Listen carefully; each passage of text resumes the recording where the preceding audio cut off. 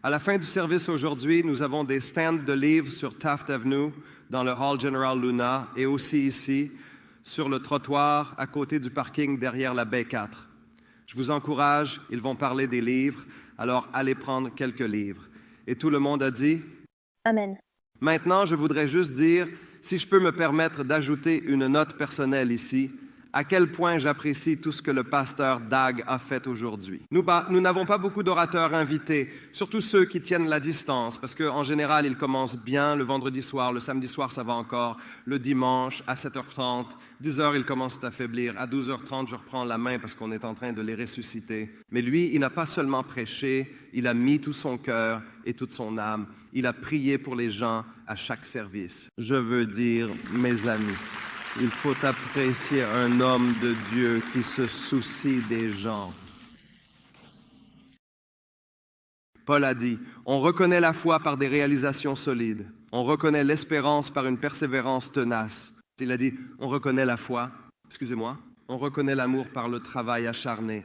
Voici un homme qui aime Dieu, qui aime le peuple de Dieu et qui aime l'œuvre de Dieu. Pouvons-nous accueillir le pasteur Dag Millis, s'il vous plaît?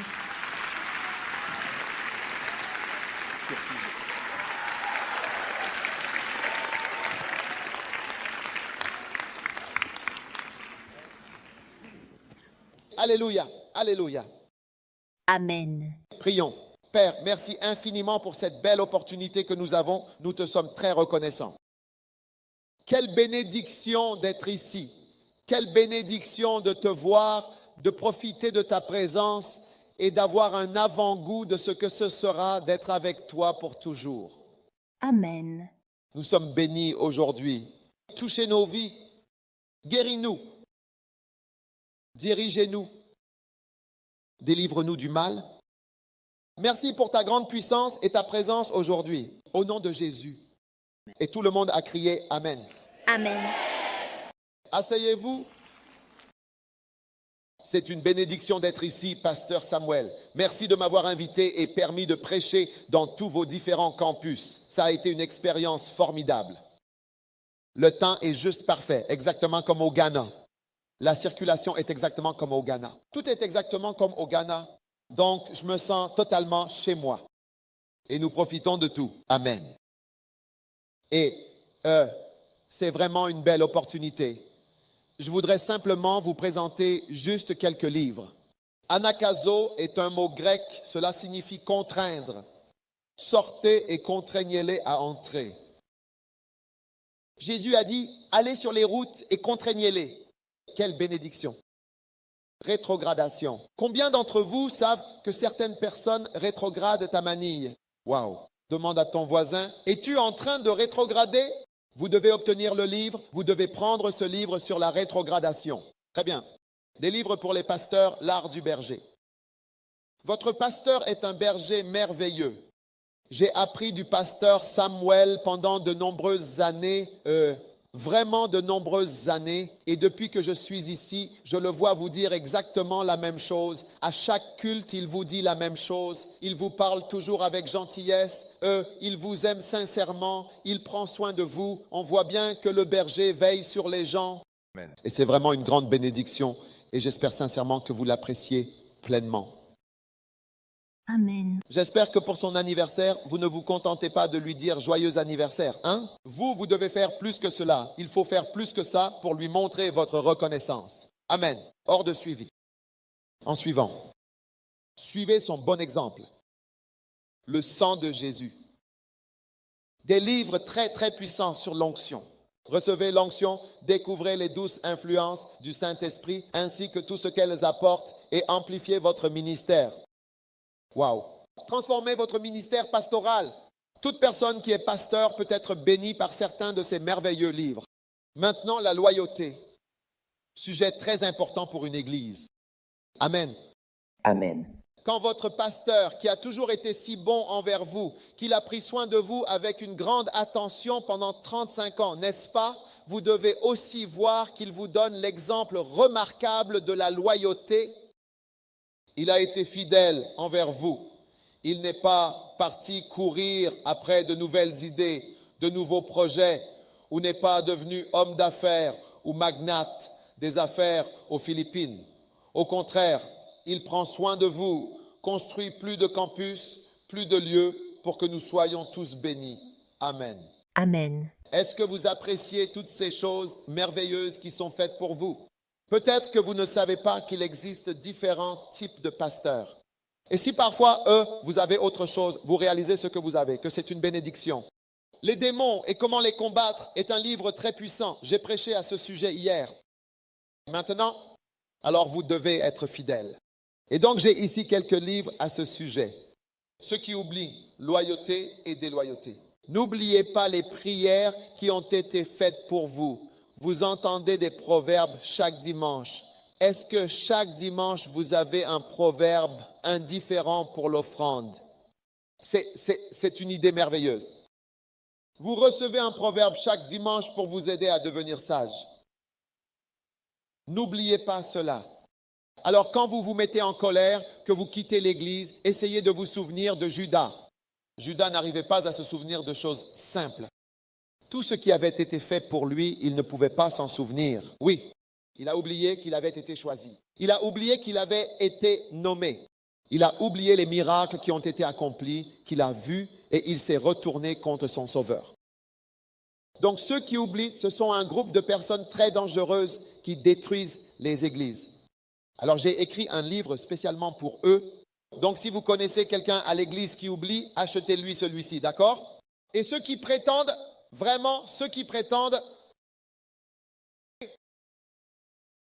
il y a des gens qui font semblant de t'aimer, mais qui ne t'aiment pas.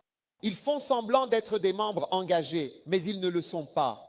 Ils font semblant, comme Judas. Tu sais, Judas était tellement doué pour faire semblant que personne ne savait qui allait trahir Jésus.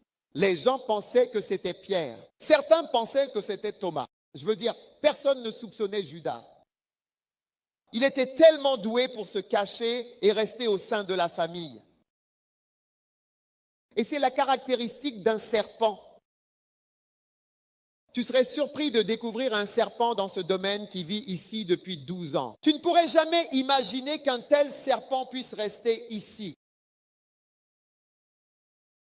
Et ce n'est pas un être humain, mais bien un serpent, et il reste ici. Et fais attention à ceux qui font semblant, ceux qui t'accusent.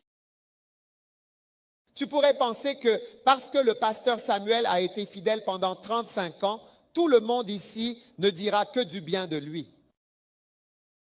Mais tu trouveras des gens capables d'ouvrir la bouche et d'être oints par le diable pour accuser.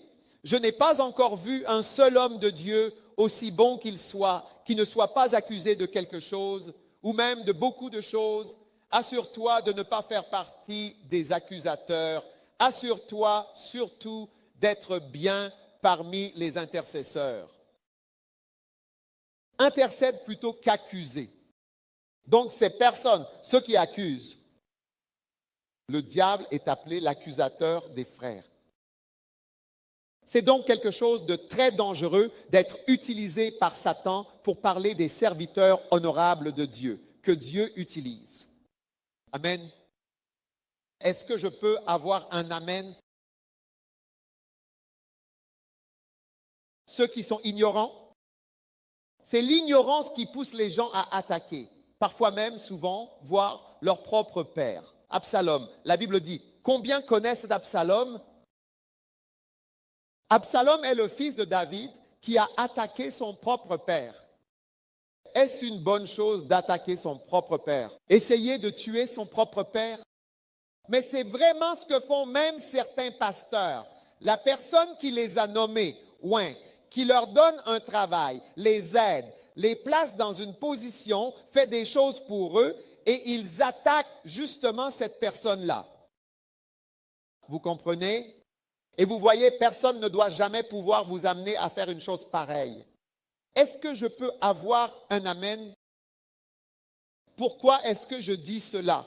Parce que lorsque Absalom a fait ce qu'il a fait, la Bible dit que 200 personnes ont suivi Absalom dans l'innocence de leur esprit. Ils étaient innocents et naïfs. Ils ne savaient pas ce qu'ils faisaient. Ils étaient entraînés là-dedans.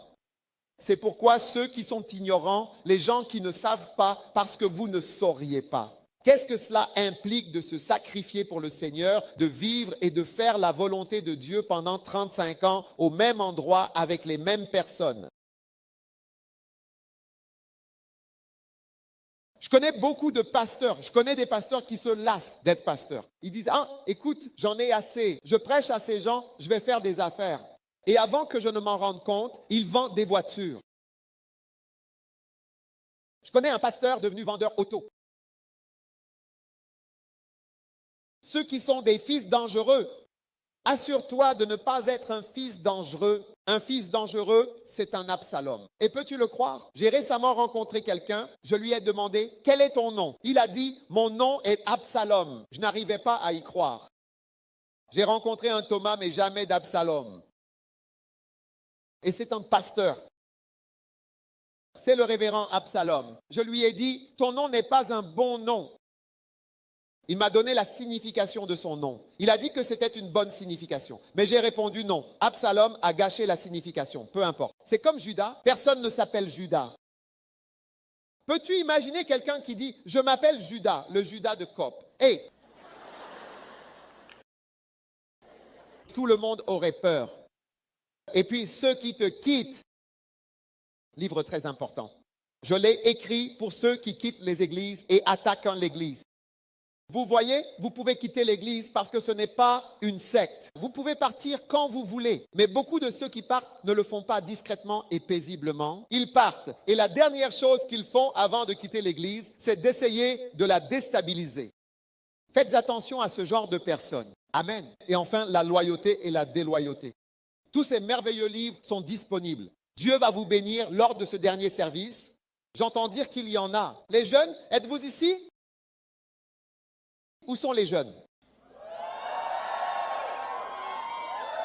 De ce côté-ci et de ce côté-ci, des personnes âgées. Et ici, y a-t-il des jeunes de ce côté-ci? Ici, ce ne sont que des jeunes. Et de ce côté-ci, vous êtes tous jeunes. Et de ce côté-ci. Et de ce côté-ci. Et de ce côté-ci. Et vous, vous êtes quoi? Grand-père et grand-mère. Dites, je suis jeune. Je suis jeune. Tout le monde ici est jeune. Amen. Ne laissez pas le diable vous dire que vous êtes vieux. Vous n'êtes pas vieux. Vous êtes aussi jeune que vous pensez l'être. Amen. Amen. Et il y a beaucoup de choses que vous pouvez faire pour le Seigneur quand vous avez un cœur jeune. Amen. Parce que de la bouche des enfants et des nourrissons, Dieu a perfectionné la louange, donc Dieu utilise les jeunes. Amen. J'ai donné ma vie à Christ quand j'avais 16 ans, à l'école, au lycée, et je sers le Seigneur depuis ce temps-là. Il y a beaucoup de choses, par la grâce de Dieu, dans lesquelles je ne suis pas tombé parce que j'ai rencontré le Seigneur quand j'étais jeune. Et je remercie Dieu, même s'il n'y avait pas de paradis, cela aurait valu la peine d'être chrétien et de servir le Seigneur depuis mon adolescence. Alléluia. Et je vais vous encourager à servir le Seigneur et à faire sa volonté. Amen. Dans ce dernier service, je veux partager avec vous au sujet de Jésus et des 10 lépreux. Je prêche un sermon différent chaque fois car je ne peux pas prêcher la même chose. Je mourrais si je prêchais. Non, je ne mourrais pas, mais ce serait trop difficile pour moi. Et Jésus et les 10 lépreux. Waouh! Et il arriva, comme il se rendait à Jérusalem, qu'il passa au milieu de la région de la Samarie et aussi de la Galilée. Et comme il entrait dans un certain village, 10 hommes lépreux vinrent alors à sa rencontre, se tenant à distance sans s'approcher de lui. Waouh!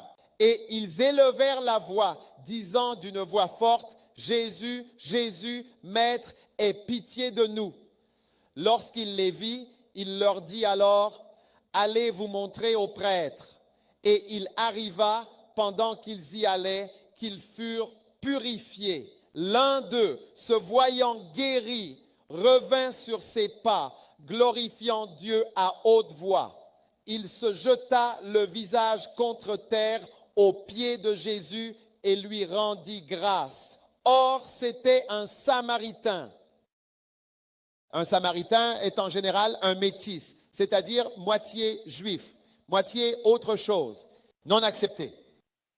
Et vous voyez que le Seigneur utilise beaucoup de Samaritains. Donc si vous êtes moitié-moitié comme moi, c'est une grande bénédiction pour vous aujourd'hui. Amen. Dieu utilise les Samaritains. Je suis un Samaritain parce que je suis moitié-moitié. Amen. Obama est aussi un Samaritain. Il est moitié-moitié. Bob Marley était aussi moitié-moitié. Beaucoup de personnes moitié-moitié ont été utilisées par le Seigneur. Je ne sais pas s'ils ont été utilisés par le Seigneur. Ils font quelque chose. Et il tomba alors à ses pieds. Et Jésus, prenant la parole, lui répondit alors en ces termes.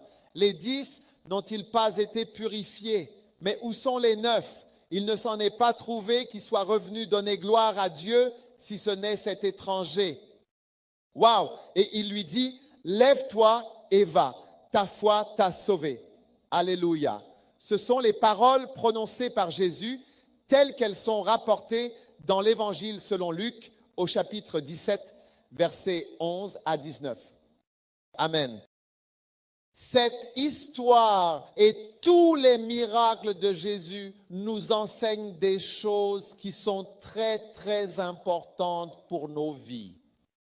L'une d'elles est cette histoire à propos de 10 lépreux qui se tenaient au loin. Ils se tenaient à distance parce que beaucoup de maladies sont contagieuses et infectieuses. Quand on s'approche, on peut attraper la maladie. D'accord? C'est pourquoi ils se tenaient à distance. D'accord? Et Jésus a vu ces hommes, il les a vus et il a pu guérir 10 lépreux en même temps. C'est vraiment impressionnant. Waouh! Aujourd'hui, je veux que vous sachiez, oui, que vous sachiez qu'il y a de la puissance ici. Amen. Amen. Pour guérir 10 maladies incurables en même temps. Combien d'entre vous s'attendent à ce que Dieu fasse beaucoup de choses dans votre vie? Donc 10 lépreux ont été guéris. 10 d'entre eux, Dieu peut ouvrir les yeux de 10 aveugles. Dieu peut faire sortir 10 personnes d'un fauteuil roulant. Dieu peut accomplir 10 miracles fantastiques. Il n'est pas obligé d'en faire qu'un seul. C'était une série de lépreux, 10, tous ensemble. Et la puissance de Jésus est très grande pour accomplir des choses merveilleuses et pour faire bien au-delà de ce que vous pouvez imaginer. Et parfois, quand cela arrive à une personne, vous vous dites, « Oh, ça ne m'arrivera pas à moi parce que c'est arrivé à cette personne. » Mais dans ce cas, 10 personnes, 10 lépreux, celui-ci était lépreux, celui-là aussi, il a été guéri. Celui-ci était lépreux et guéri. Et c'est une grande puissance. Une puissance immense, immense a été libérée ce jour-là. Et 10 personnes du même genre, atteintes de la maladie la plus grave, ont été guéries en même temps, le même jour, pendant le même service religieux, par la même puissance du même Saint-Esprit. Alléluia! Aujourd'hui, je veux que vous attendiez de grandes choses de la part de Dieu. Attendez-vous à de grandes choses. Attendez-vous à ce que si quelqu'un est guéri à côté de vous, ce soit aussi un bon moment pour que vous soyez guéri. Si quelqu'un d'autre est guéri, vous pouvez aussi recevoir votre miracle au nom de Jésus. Amen. La lèpre était considérée comme la maladie incurable de cette époque, une maladie pour laquelle il n'existait alors aucun remède connu. Écoutez bien, les êtres humains tout au long de l'histoire ont toujours dû lutter contre une ou parfois même plusieurs maladies incurables à leur époque, des maladies qui semblaient impossibles à soigner et qui causaient beaucoup de souffrance. Vous savez quoi?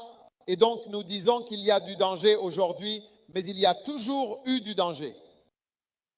Quand vous dites qu'il y a des maladies incurables, il y a toujours eu quelque chose que l'humanité ne pouvait pas guérir. Toujours. En Europe, au XIVe siècle, il y avait ce que vous appelez la peste. La peste. Savez-vous qu'elle a décimé un tiers à un quart à un tiers de la population européenne a été tuée par cette peste. Et cette peste aurait pu être soignée simplement avec de la pénicilline, de l'ampicilline, de l'augmentin. Je ne sais pas ce que vous avez ici. Qu'est-ce que vous avez? Augmentin. Utilisez-vous de l'augmentin ici? Rien que l'augmentin aurait suffi à la guérir. Mais c'était tellement puissant et il n'y avait aucun remède connu. Et les gens ont migré et ont couru partout juste pour s'échapper. Cette maladie mortelle, Jean Calvin, qui est allé à Genève, fuyait en réalité la France. Parce qu'en fait, il n'était pas originaire de Suisse. Il était en réalité français. Mais il fuyait la peste. Et il a fini par se retrouver en Suisse. Vous savez, donc c'est ça. Il y a toujours eu quelque chose parce que c'est un esprit et la science ne peut pas trouver quelque chose pour chasser un esprit maléfique. Parce que l'esprit maléfique a une raison d'être ici. Donc il y aura toujours quelque chose. Alors, quand celui-ci est guéri, vous voyez qu'autre chose apparaît. C'est comme ça, comme le VIH. Vous connaissez le VIH? Quand je dis VIH, vous comprenez. Le VIH n'existait pas avant. Nous avions la gonorrhée. Puis, après la gonorrhée, nous avons eu le virus de l'herpès. Simple, heureux, simplex. Nous avions ça, où les gens attrapent toutes sortes de choses. C'est comme, alors tu ne peux pas le guérir. Et la gonorrhée, à un moment, n'était pas guérissable. Tellement de gens avaient la gonorrhée. Ils allaient faire injection sur injection sur injection, vous savez, et parfois, elle devenait résistante. Mais quand cela a semblé être vaincu, une nouvelle est apparue. Le VIH. Et le VIH n'avait pas de remède. Jusqu'à aujourd'hui, il n'y a pas de remède. Mais maintenant, grâce à la science, ils ont réussi à, disons, trouver un moyen de maintenir les personnes séropositives. Sous contrôle. Ils ont un médicament qui réduit la transmission de la maladie en général. Vous savez, la charge virale est plus faible. Et puis aussi, un médicament qui te garde en vie. Donc ce n'est pas vraiment guéri. C'est devenu comme l'une des nombreuses maladies que nous avons encore, que nous gérons et avec lesquelles nous vivons tant bien que mal. Comme l'hypertension, le diabète, l'asthme, l'épilepsie, toutes ces maladies. C'est comme si tu avais un médicament à prendre et tu la gères au quotidien. Mais soudainement, arrive le virus Ebola qui commence à se répandre dans la population humaine. Et c'est alors véritablement comme si les démons trouvaient une autre bactérie ou bien un autre virus à travers lequel agir. Puis il y a le cancer qui apparaît dans le monde plus développé, dans les sociétés avancées. Tu vas en Amérique. Et là-bas, il n'y a pas de remède. Ils luttent contre, mais ils n'arrivent pas à mettre le doigt dessus pour trouver quelque chose qui l'arrête. Et tout au long de l'histoire de l'humanité, il y a toujours eu des choses, des événements ou des situations qui montrent aux êtres humains qu'il existe la puissance de l'homme et de la science. Mais qu'à un moment donné, il faut absolument la puissance de Dieu pour te garder en vie et t'aider. Alléluia. Et c'est pourquoi tu verras que même aujourd'hui, en 2015, nous avons toujours besoin de Dieu. Tu vois, quand tu lis la Bible, tu pourrais penser qu'un livre vieux de 2000 ans n'est plus pertinent aujourd'hui. Je veux dire, tu pourrais facilement dire, oh, ce livre est trop vieux. Parce que même des pasteurs qui ont écrit des livres comme Kenneth Hagin, Derek Prince, et ces personnes si célèbres, tu ne trouves plus vraiment leurs livres aujourd'hui. Cela ne fait que 10 ou 20 ans et leurs livres ont déjà un peu disparu. On aurait pu penser que la Bible aurait disparu, elle aussi, à ce jour. Mais tu peux voir, quand nous nous rassemblons, que la Bible est toujours très pertinente. Parce que les 10 lépreux, tu pourrais trouver 10 personnes atteintes de cancer dans cette salle en ce moment. Tu peux trouver 10 personnes atteintes de maladies incurables que rien ne peut guérir sauf la puissance de Dieu. Oui. Et tu te rends compte que nous aurons toujours besoin de venir à Dieu. Nous aurons toujours besoin de la puissance de Dieu et de la présence de Dieu. Alors, ceux d'entre nous qui veulent rejeter Dieu, qui veulent dire, Dieu, je n'ai pas besoin de toi. Dieu, sors de ma vie. Oh, j'ai des médicaments, j'ai du Panadol, j'ai des antibactériens, j'ai, comment ça s'appelle? Des antibiotiques. J'ai ceci, j'ai cela. Je n'ai pas besoin de Dieu. Ce n'est pas vrai. Tu auras besoin de Dieu. Dieu est nécessaire. Tu ne pourras jamais te passer de Dieu. Tu ne pourras jamais rester et vivre sur cette terre sans Dieu. Un jour, je regardais CNN, un grand homme de Dieu est apparu. Il était critiqué pour sa vie, etc. Mais il était engagé dans la guérison. Et soudain, ils ont décidé d'ouvrir les lignes téléphoniques et je me suis dit, maintenant, les critiques vont vraiment s'intensifier.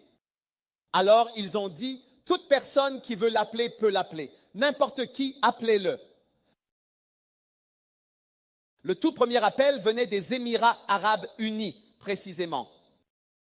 La personne a dit, j'ai un cancer de tel ou tel type. Pouvez-vous prier pour moi, s'il vous plaît?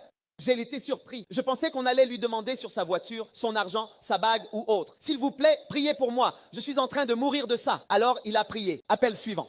Il venait de Dama, Syrie. Quel est le pays voisin de la Jordanie? Je suis en train de mourir. Priez pour moi. L'appel suivant venait d'Amérique. Je suis en train de mourir. Priez pour moi. Un autre appel. Toutes les personnes qui appelaient étaient des gens mourants, malades, qui avaient besoin de miséricorde et de prière. Wow.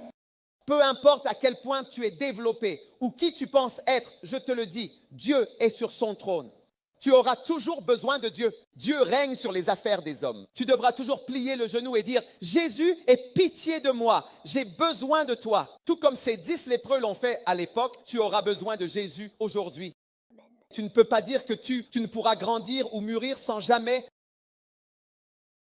Non, cela n'existe pas. Il n'y a rien de tel que de mûrir ou de se développer au point de ne plus avoir besoin de Dieu. 10 lépreux. Oui, aujourd'hui, nous avons des médicaments qui traitent la lèpre. Une fois que tu la traites, autre chose apparaît, puis encore une autre, et ainsi de suite. C'est pourquoi la guérison est importante. Aujourd'hui, beaucoup de gens ne prient pas pour les malades. Maintenant, beaucoup de pasteurs ne prient pas. Ils ne croient même pas au miracle. Depuis que je suis ici, je veux remercier le pasteur Samuel, vous tous, ta fille de l'autre côté, parce que lorsque je prie pour les malades, j'ai l'impression que les pasteurs veulent vraiment que des miracles se produisent. Dans certains endroits où tu vas, tu as l'impression qu'ils observent juste pour voir s'il va y avoir un miracle. Comme s'ils étaient là, ils observent juste pour voir. Nous voulons voir s'il va y avoir un miracle. Eh bien, nous sommes ici pour voir s'il y a quelque chose, s'il y a une puissance ou un miracle. Et donc, beaucoup de gens ne croient plus au miracle. Parfois, je les vois assis derrière moi quand je prêche lors d'une croisade. Tu vois les pasteurs là-bas comme s'ils espéraient qu'il n'y aurait pas de miracle. Et ce que vous ne savez pas, c'est que, regardez, vous aurez besoin d'un miracle. Catherine Kuhlman disait souvent, si vous faites partie de la race humaine, un jour viendra où vous aurez besoin d'un miracle. Amen. C'est ce qu'elle disait toujours. Elle disait, si vous faites partie de l'humanité, un moment viendra où vous aurez besoin d'un miracle. Amen. Si tu vis ici dans ce monde, un jour viendra, un moment viendra, tu verras. J'ai besoin de Dieu. J'ai besoin de la puissance de Dieu. Amen. 10 lépreux. Ils se tenaient au loin. Pourquoi? Ils étaient en admission. Tout comme aujourd'hui, ils restent à distance à l'hôpital. Ils sont en admission à l'hôpital, au loin. Ils sont isolés dans une salle. Ils sont dans un bloc opératoire, séparés, attendant la mort, séparés, luttant contre la maladie, contre les malédictions.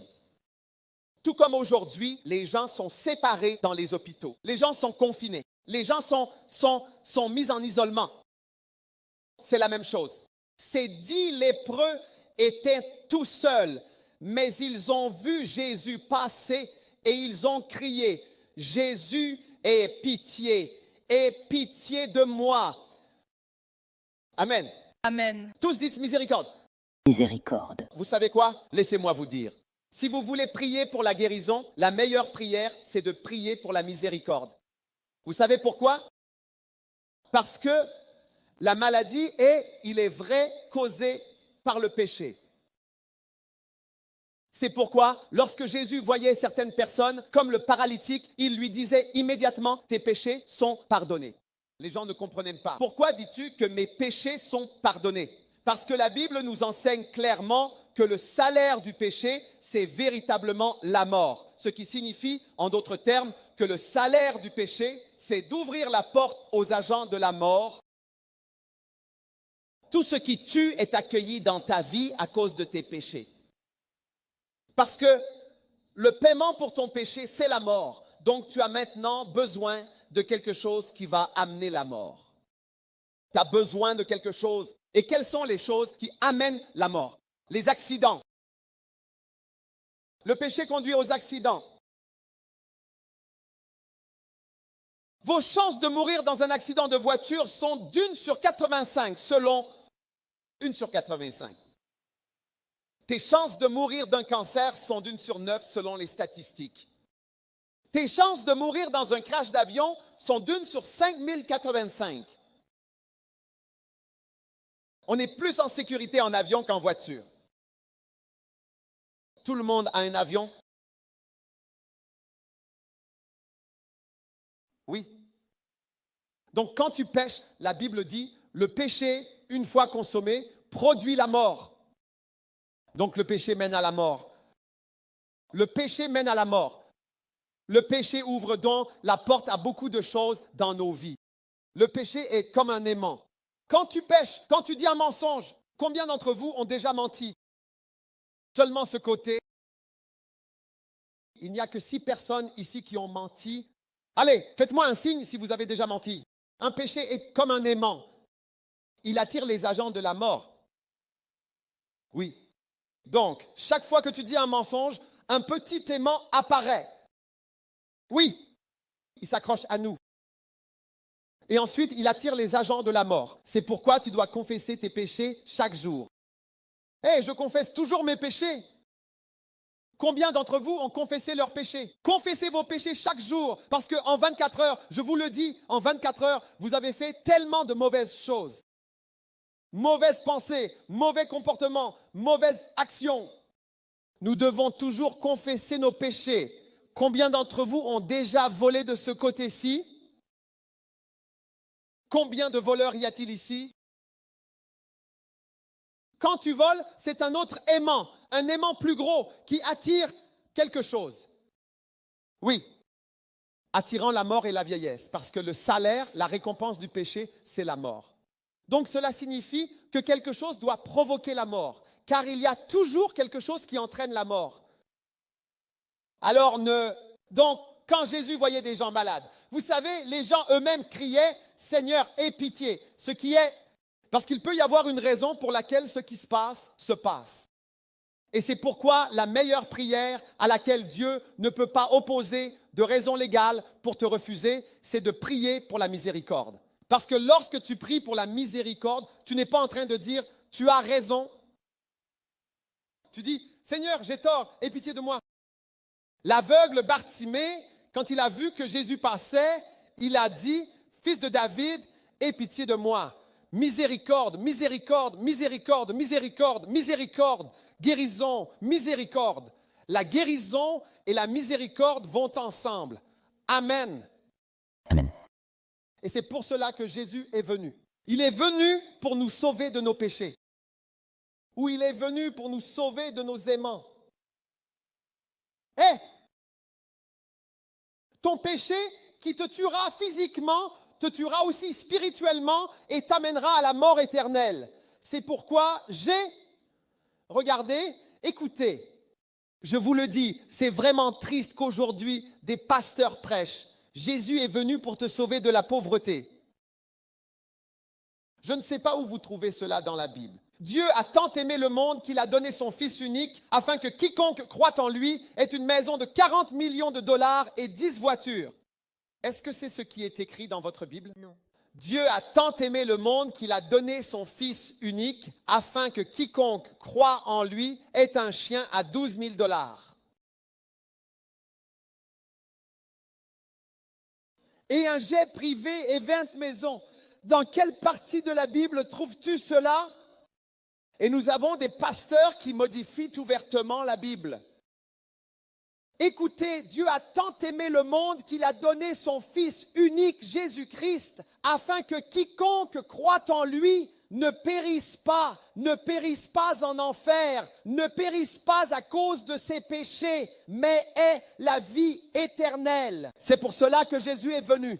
C'est une parole certaine et digne de confiance que Jésus-Christ est venu dans ce monde pour sauver les pécheurs. C'est notre péché qui est le problème. Ton péché est mon péché. Ton péché est mon péché. Ton péché. Tu as peut-être l'air d'un ange, mais tu es un pécheur. Je te le dis. Certaines de ces dames, elles ont l'air si parfaites, je te le dis, mais elles sont aussi des pécheresses. Oui. Regarde les dames. Si beaux, si gentilles. Mais je te le dis, il y a du péché en elles. S'il n'y avait pas de péché en elles, elles vivraient pour toujours. Il y a du péché en nous. Nous sommes des pécheurs, Amen. nous méritons de mourir. Et Dieu a envoyé son Fils pour payer le prix de ton péché, car sinon Dieu ne devrait pas te pardonner. Pourquoi devrais-tu être pardonné? Pourquoi devrais-tu être pardonné? Hein? Pourquoi devrais-tu être libéré? Pourquoi devrais-tu être libéré?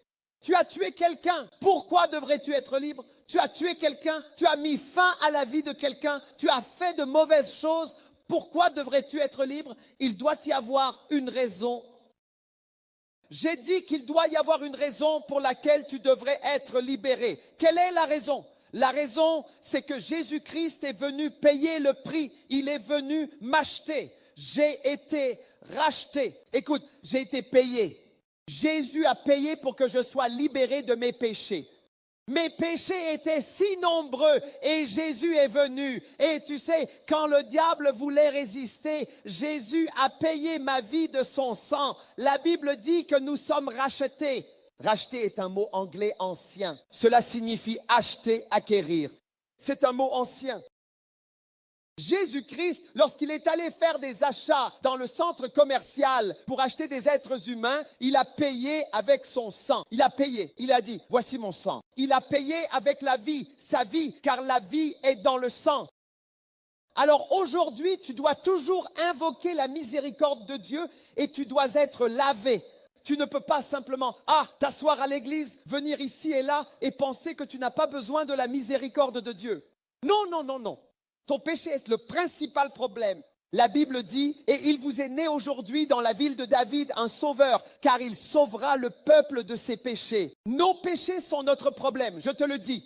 Et Jésus est venu pour nous sauver de nos péchés. Le péché apporte la maladie, le péché apporte la mort. Le péché apporte tous les démons et tous les problèmes. Les démons n'attendent que notre péché. Dès que tu pèches, ils disent, allons-y, ils viennent pour t'emporter. Mais aujourd'hui, le sang de Jésus, j'ai dit aujourd'hui le sang de Jésus, Amen. est ici, a payé le prix pour que tu sois sauvé. Amen. Amen. Maintenant, des choses merveilleuses que vous pouvez vraiment apprendre de ces 10 lépreux alors que nous arrivons vers la fin de nos services du dimanche. Jésus peut guérir le cancer parce qu'il pouvait guérir la lèpre et il guérit le cancer aujourd'hui. Le croyez-vous? Oui. Le croyez-vous? Oui, d'accord. J'aime cette histoire. Il y avait un policier qui suivait Catherine Kuhlman partout où elle allait. Ce policier avait un cancer de la prostate et on lui avait donné, disons, 2 semaines à vivre. Et la puissance de Dieu est descendue sur lui. Il est venu, il a été amené sur une civière à la croisade et alors qu'il était assis tout au fond, il a été guéri. Il a ressenti quelque chose et s'est levé. Pendant le service, on ne peut pas vérifier la prostate ni faire de radiographie à l'église. Donc, on se fie aux symptômes. C'est pourquoi je dis, remerciez Dieu pour vos pasteurs qui croient au miracle. La plupart des pasteurs ne croient pas au miracle. Ils n'en veulent même pas. Si vous venez prier pour les malades, ils disent, bon, faites-le, on vous observe. Ils restent assis comme spectateurs, espérant qu'il n'y aura pas de miracle. Remerciez Dieu. Vos pasteurs veulent des miracles et prient pour que vous en ayez. Dans la dernière église où je suis allé, sur le campus Est, le pasteur amenait encore plus de personnes pour que je prie pour eux. J'avais fini, j'allais partir, mais il continuait à en amener encore, jusqu'à ce que j'ai prié pour presque tout le monde. Et c'est un bon pasteur. Un bon pasteur prend soin des gens. Il veut que les gens soient guéris. Il sait que les gens ont besoin de miracles. Les gens ont besoin de la grâce de Dieu et de la puissance de Dieu. Amen. Vous êtes toujours là? Amen. Vous êtes ici? Amen. Oui. Vous devriez être ici. Parce que je vous prêche. Je ne sais pas où vous êtes partis. Amen. Donc les 10 lépreux ont reçu leur miracle en criant à haute voix pour obtenir miséricorde. Et Jésus leur a montré de la miséricorde. Amen. Amen. Donc cela montre le grand amour de Dieu. Amen. Et ensuite, ils ont reçu le miracle en obéissant parce que Jésus a dit, allez vous montrer aux prêtres. Vous savez, Dieu n'a pas besoin d'impressionner qui que ce soit. J'ai appris cela de T.L. Osborne. Vous voyez, il m'a dit, prie simplement pour les gens. Vous voyez, Prie simplement pour les gens. Il se produit plus de miracles en dehors de la scène que sur la scène.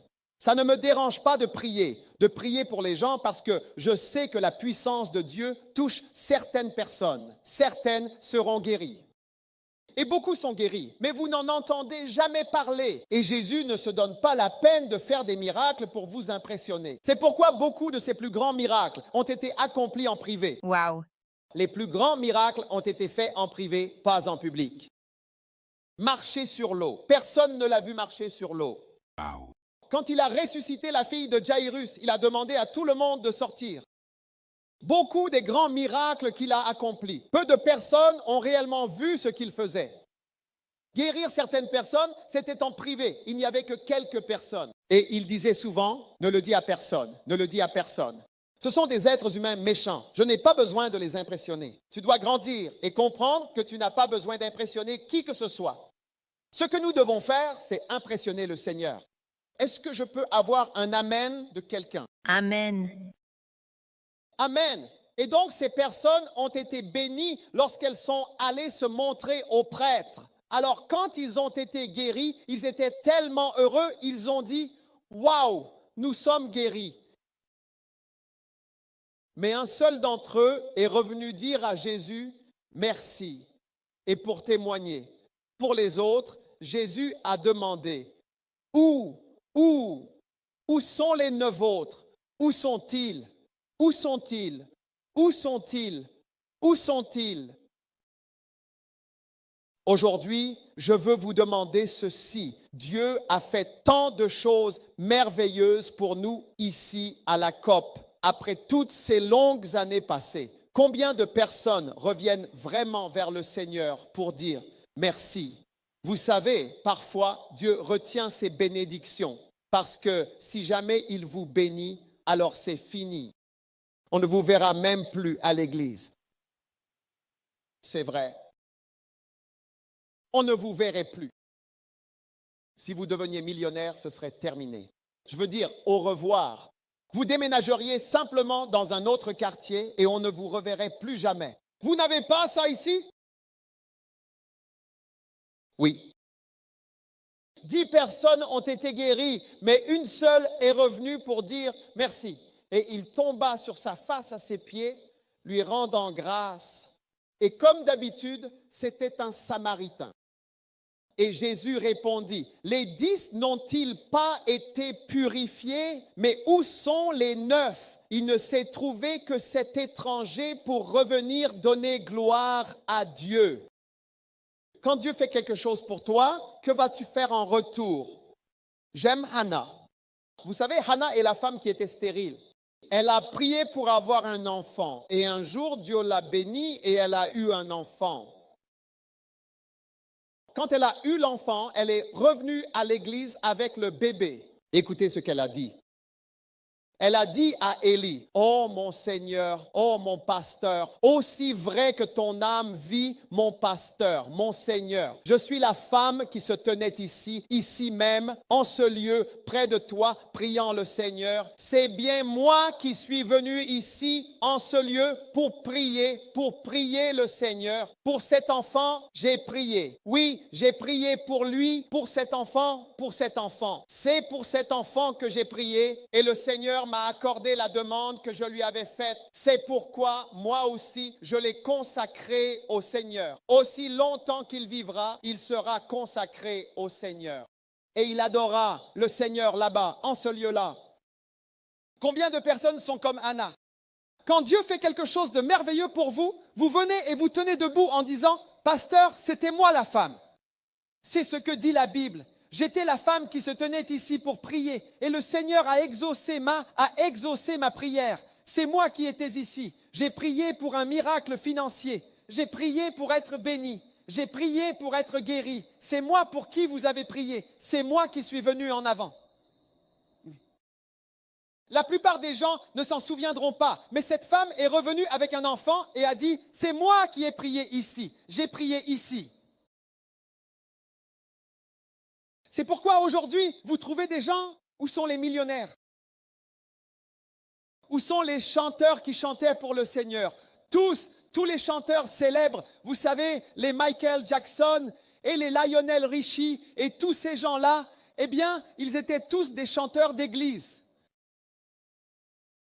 Comment s'appelle la femme décédée? Whitney. Whitney Houston, ils étaient tous des chanteurs d'église. Tous ces gens ont commencé à l'église. Quand ils ont reçu un peu de bénédiction, ils ont laissé tomber l'église et sont devenus des chanteurs séculiers. Oh oui, au lieu de revenir comme Anne et de dire, c'est moi qui chantais à l'église et j'ai prié pour ceci et j'ai prié pour cela.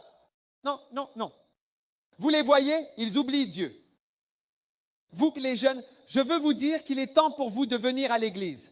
Et nous tous, il est temps que nous venions à l'église et que nous arrêtions de dire qu'est-ce que le Seigneur peut faire pour moi aujourd'hui? Seigneur, donne-moi, donne-moi, donne-moi. Je m'appelle Jimmy. Oh, tous les jours, donne-moi, donne-moi, donne-moi, donne-moi, donne-moi quelque chose. Il est temps d'arrêter de dire qu'est-ce que le Seigneur peut me donner aujourd'hui et de commencer à dire que puis-je faire pour le Seigneur? Oui. Comment puis-je dire merci? J'aime cette chanson André Crouch. Que puis-je faire pour dire merci au Seigneur? Hein? Vous voyez les gens, ils prient pour de l'argent, ils prient pour ceci, ils prient pour cela. Regardez-nous ici, Copé. Et avant, vous n'aviez pas l'habitude d'avoir une église prospère comme celle-ci. Maintenant, vous êtes bénis. Vous êtes assis sur des sièges bleus avec de magnifiques huissiers en beaux costumes gris. Des pasteurs puissants partout. Hein? Les choses vont bien pour vous. Et vous savez, l'Église compte des personnes qui n'étaient rien auparavant. Et Dieu vous a élevés. Amen. Je ne vous connais pas, mais je sais que ça doit être le cas parce que moi aussi, je suis pasteur depuis longtemps dans le même groupe. Et quand ils ont de l'argent, vous voyez, quand vous leur demandez de l'argent, vous verrez que quand vous êtes pasteur, les gens riches ne donnent pas d'argent. Tout ce que je dis, je demanderai au pasteur après si cela se passe ici. Mais ce que je sais, c'est que quand ils sont riches, ils ne donnent pas. Ce sont les gens ordinaires qui donnent petit, petit, petit. Tout le monde donne. Vous les voyez à la réunion de prière, juste un tout petit peu avant de prier. Vraiment, Habakkuk, Pala, Ababa. Oh Dieu, Habana. Quand cette dame se marie, elle dira, eh bien, ma famille et moi partons en vacances. Nous ne pouvons pas venir. Vous savez, nous allons ici, nous allons à Singapour, nous allons en Australie. On se verra plus tard. Nous ne pouvons pas. Oui, maintenant tu ne peux pas. Mais avant tu priais et maintenant Dieu t'a béni. Tu peux te souvenir de Dieu? Tu peux avoir l'esprit d'Anne? Anne est revenue et a dit, c'est moi la femme qui a prié ici. J'ai prié pour que tu me guérisses. C'était moi et je suis revenu. Voici comment je vais dire merci à Dieu. Je ramène l'enfant. C'est ainsi que je dirai merci à Dieu pour ce qu'il a fait pour moi. Un jour, un pasteur en Afrique du Sud, tu sais, il m'a appelé, il m'a dit, un de mes membres vient. Il a dit, c'est soit l'homme le plus riche d'Afrique, soit le deuxième plus riche. Il vient au Ghana. J'ai dit, ah bon? Puis il a dit, maintenant je sais à quoi tu penses. À ton avis, à quoi je pense? Il a dit, je sais que tu penses que cet homme ne viendra pas à l'église parce qu'il est tellement riche. Il a dit, non, mais lui, il est différent. Il a dit, cet homme, si c'est dimanche, tu le trouveras à l'église. Oh oui! Il a dit, c'est un multimillionnaire. Mais quand il s'agit de l'église et de Dieu, il n'y a pas de plaisanterie du tout. Certains d'entre vous ne sont pas allés à l'église depuis 1 mois, 3 mois. Pour certains, voyez-vous, seule la maladie peut vous ramener à Dieu. La maladie vous ramènera à Dieu. La maladie n'est pas un guide. La maladie est un problème. Amen. La maladie ne doit pas être votre chef ni votre guide. C'est le Saint-Esprit qui doit vous guider Oui. et vous conduire. Oui. Aujourd'hui, vous devez vous demander, je veux être comme ce lépreux qui est revenu pour dire merci. Regardez-nous, les jeunes hommes. Ceux d'entre nous qui sont jeunes, levez la main, les jeunes de l'Église. Et que faites-vous de vos vies? Il est temps pour vous de servir le Seigneur et de rejoindre l'armée du Seigneur, au lieu de rester assis à l'église à simplement réchauffer le banc. Il est temps pour vous de vous lever et de faire quelque chose. Amen. Faites quelque chose pour le Seigneur. Je veux dire, vous ne pouvez pas être jeune et juste rester assis à l'église en mode « je suis là pour recevoir ». Recevoir quoi? Recevoir. Recevoir tous les jours. Recevoir, recevoir, recevoir. Quand tu manges, manges, manges et que rien ne sort, ça va poser un problème. Ça va poser un problème. Oui, tu ne peux pas juste manger, manger, manger, manger. Rien ne sort. Non, non, non, non, non, non, non. Tu vas avoir un gros problème. Oui. Tu ne peux pas juste manger sans rien faire.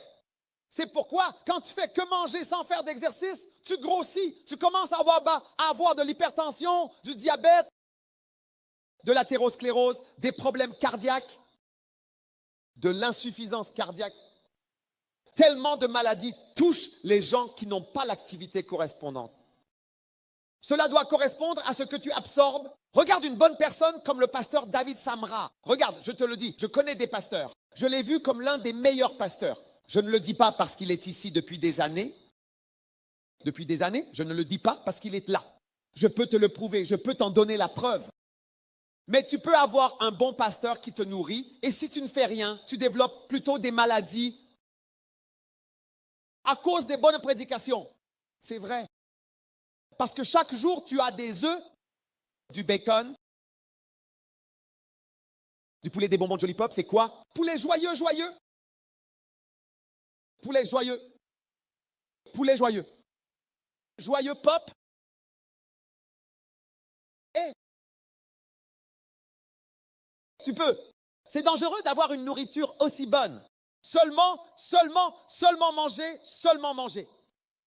Très dangereux. Tu sais, même le cancer du sein est maintenant associé au poids. 60% des cancers du sein peuvent être évités simplement en réduisant, par exemple, le poids. Le cancer du côlon, le cancer de la prostate, tout est lié à ton poids. Alors, si le pasteur te nourrit de bonnes paroles, de bons messages, des proverbes chaque dimanche, des enseignements puissants, différents campus, il voyage d'ici à là, d'ici à là, d'ici à là, parlant. Et toi, tu restes juste assis à l'église sans rien faire. Tu vas tomber malade. Tu vas tomber malade. Il est temps que tu te lèves et que tu fasses quelque chose. J'ai dit, il est temps que tu te lèves et que tu fasses quelque chose. Il est temps que tu travailles pour le Seigneur. J'ai dit, il est temps que tu travailles pour le Seigneur. Oui. Nous voulons voir plus de pasteurs sortir des Philippines comme missionnaires. 200 millions de personnes ici. Nous avons besoin que des pasteurs sortent et fassent l'œuvre du Seigneur pour fonder des églises, construire des églises, vivre avec le peuple, gagner des âmes, pour faire beaucoup de choses. Regardez cette ville. Il vous faut 3 heures pour traverser la ville d'un bout à l'autre en voiture. Pensez-vous que nous n'avons besoin que de 3 campus? Nous avons besoin de plus de 15 campus dans cette ville. J'ai dit, nous avons besoin de plus de 15 campus rien que dans cette ville. Je ne parle pas de l'extérieur de Manille. Je dis juste ici. Ici même. Certains d'entre vous écoutent la parole, reçoivent la parole, reçoivent la parole. Pourquoi recevez-vous la parole? Qu'en faites-vous? Cela vous fait développer toutes sortes de différentes conditions dans votre cœur. J'ai rencontré un pasteur, enfin, pas un pasteur. Il m'a dit, je n'irai pas à l'église ce dimanche. J'ai demandé pourquoi. Il a dit qu'il connaît les sermons de mon pasteur. Il a dit, aujourd'hui, il va prêcher sur Élie. La semaine prochaine sera Moïse. Je connais toutes ses notes.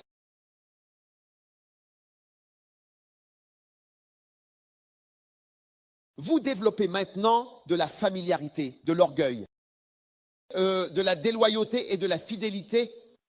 Toutes sortes de choses entrent en vous parce que vous ne faites rien. Même pour venir nourrir les affamés, nous avons plus de nourriture ici à gauche et personne pour cuisiner pour les gens. Avez-vous déjà entendu parler d'une telle chose? Le problème aurait été que nous avons des gens, mais pas assez de nourriture ou pas assez d'argent, vous comprenez, pour obtenir la nourriture à donner aux gens. Mais chez nous, c'est l'inverse. Parce que beaucoup d'entre nous sont tellement heureux de ne rien faire du tout. Vous vous asseyez à l'église et vous dites, je suis béni, bénis-moi pasteur, bénis-moi. mais je veux vraiment recevoir quelque chose de vraiment bien et satisfaisant. Pasteur prononce une bénédiction à l'étage et nous la recevons. C'est tout ce que vous faites. Tout le monde, levez-vous. Levez-vous.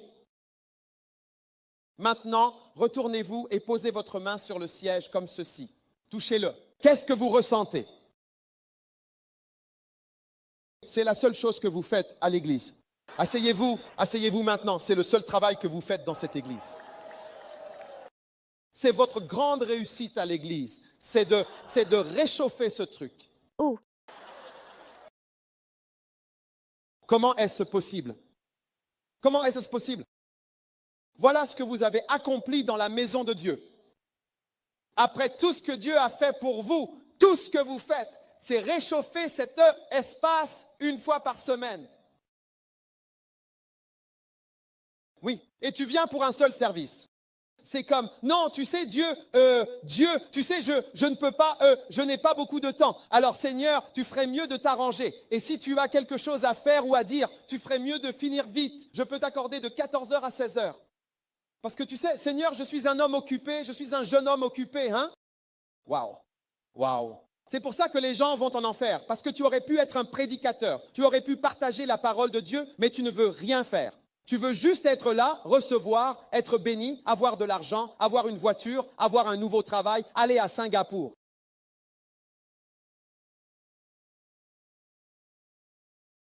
Mais non, ça change. Et c'est pour ça, tu sais, que nous prions, nous, la plupart d'entre nous prient. Seigneur, me voici, envoie-le, envoie-le là-bas, envoie-le, Seigneur. Ici, envoie-les, envoie celui-là, envoie celui-là, ne m'envoie pas, me voici, envoie-le.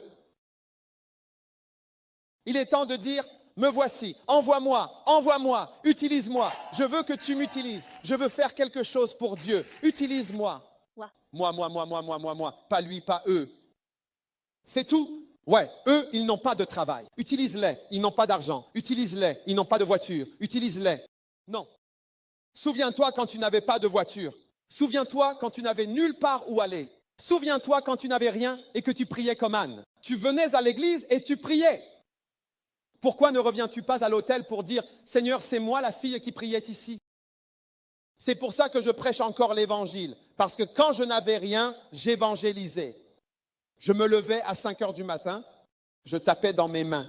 Je réveillais les gens et je leur prêchais dans leur maison, dans leur foyer à 5 heures du matin. J'allais voir les étudiants dans les écoles et je prêchais l'évangile aux gens. Et je dis aujourd'hui, si j'ai une voiture, si je peux m'asseoir dans un avion et voyager, je prêcherai toujours l'évangile de Jésus-Christ où que je sois. Je ne vais pas dire que je ne fais plus cela. Non, on ne peut pas obtenir de diplôme en sortant de Dieu. 10 lépreux, un seul est revenu pour dire « Merci, merci. Comment puis-je dire merci? Comment puis-je dire merci ?» Les voix d'un million d'anges ne pourraient jamais exprimer ma gratitude. Tout ce que je suis et tout ce que j'espère être, je le dois entièrement à toi. À Dieu soit la gloire. À Dieu soit la gloire, toute la gloire, pour toutes les choses merveilleuses et extraordinaires qu'il a accomplies dans ta vie, dans ma vie. Oui, vraiment, Éphésiens 2:10 nous dit clairement que nous sommes son ouvrage créé en Jésus-Christ pour de bonnes œuvres.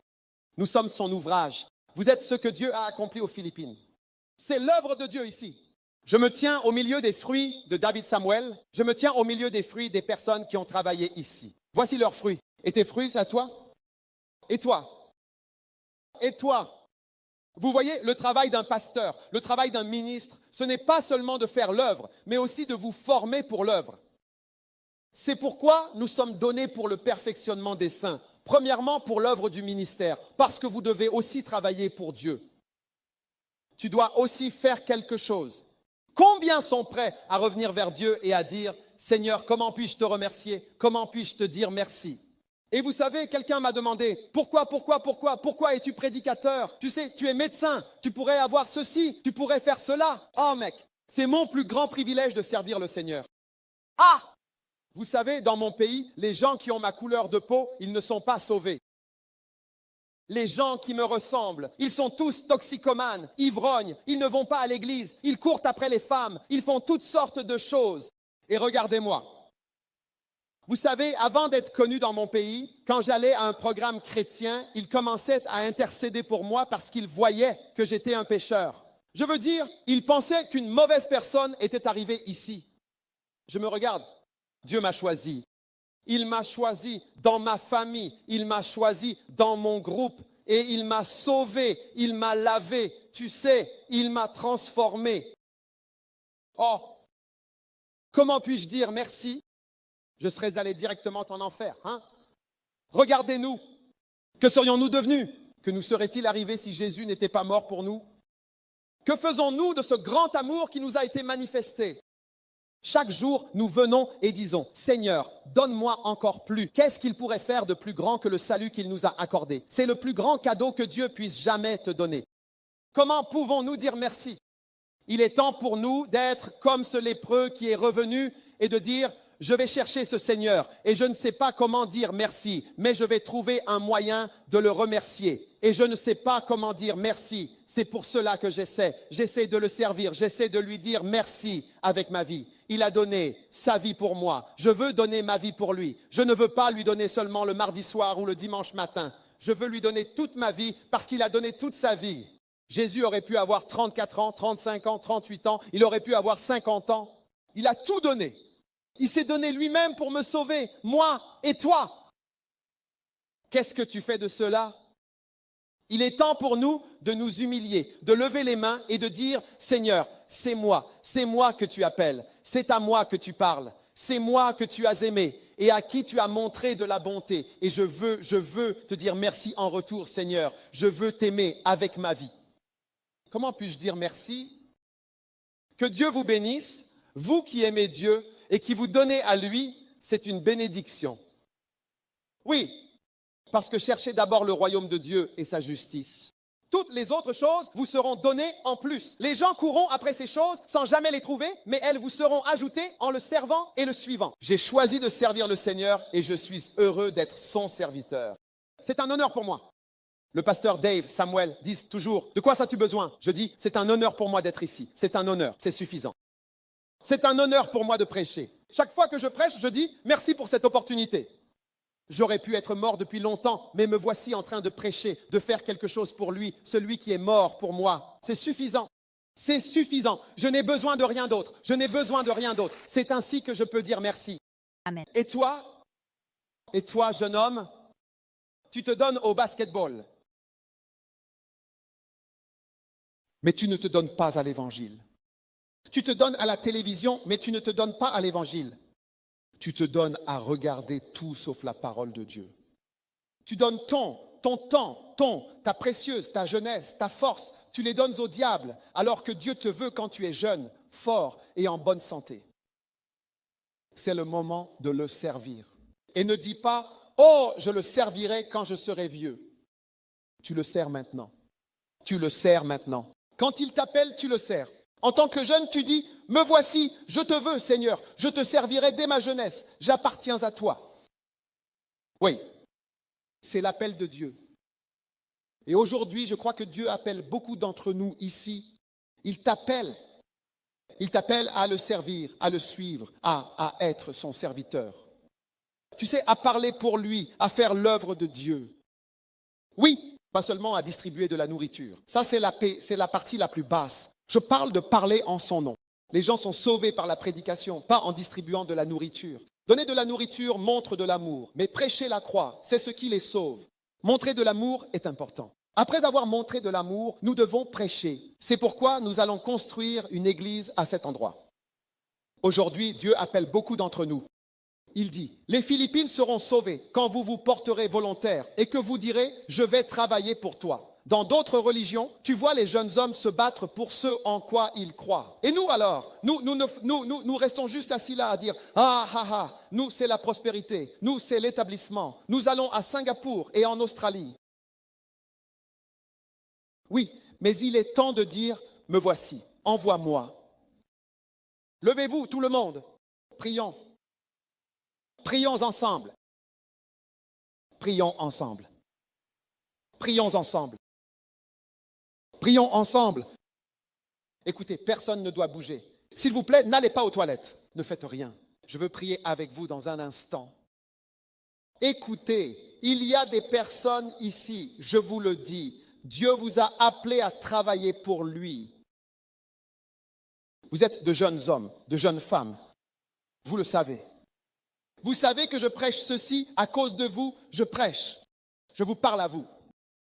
Dieu vous a appelé. Écoutez, si vous êtes ici, Dieu vous a appelé. Je veux dire, pour être pasteur, pour être prédicateur, pour le servir, pour travailler pour lui, venez devant. Je fais cela avant d'inviter qui que ce soit au salut. Vous êtes ici, vous savez, Dieu m'a appelé à le servir, à travailler pour lui, à faire sa volonté. Levez la main et venez vers moi devant. Je veux prier avec vous. Vous sentez que Dieu vous a appelé? Venez, venez d'où que vous soyez. Je veux travailler pour le Seigneur. Je veux travailler pour Dieu. Venez simplement devant. Venez. Venez tous. Je veux prier avec vous ici devant, ceux qui sentent que Dieu vous a appelé à travailler pour lui. Vous n'êtes plus satisfait de simplement vous asseoir et regarder, mais vous voulez travailler pour le Seigneur. Venez, venez ici, venez de ce côté. Venez rapidement, n'ayez pas honte. Ne pensez pas que ne regardez pas votre voisin pour demander, c'est toi qui dois y aller. Ce n'est pas une affaire de groupe. Je parle de travailler, s'il vous plaît. Je parle de prêcher. Je parle de combattre pour le Seigneur. Je parle de se porter volontaire. C'est comme un appel à une armée spirituelle. Venez. Vous êtes, surtout les jeunes hommes, Dieu vous a appelé. Dieu vous a appelé. Engagez-vous volontairement. Levez la main et venez. Laissez-moi simplement prier avec vous. Jeunes hommes, jeunes femmes, Dieu vous a appelé. Venez, venez, laissez-les. Pourquoi? Pourquoi les arrêtez-vous? Allô? S'il vous plaît. Que se passe-t-il ici? Il prie pour la guérison. Guérison. Oui. Non, pas la guérison. Pas la guérison, vraiment. D'accord. Pas la guérison. Aujourd'hui, je fais 3 appels différents à l'hôtel. Celui-ci, c'est pour « Je veux travailler pour le Seigneur. Dieu, appelle-moi. Venez, je veux prier avec vous, s'il vous plaît. » Très important. Tu veux travailler pour Jésus. Tu en as assez de ne rien faire. Assez de rester assis à regarder un bon pasteur servir toute sa vie sans que tu t'impliques. Alors, viens devant. Offre ta vie en service à Jésus. Je veux vraiment, sincèrement te ressembler davantage, tu sais. Je veux te ressembler davantage.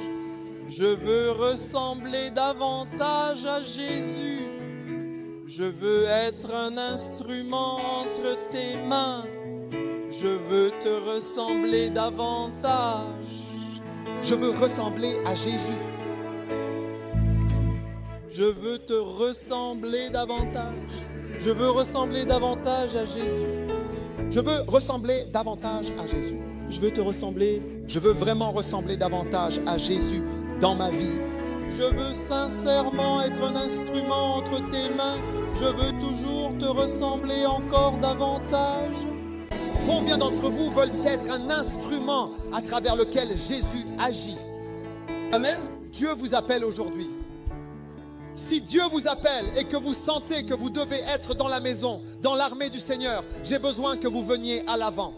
Je vous lance le dernier appel. Je vais prier pour tout le monde ici.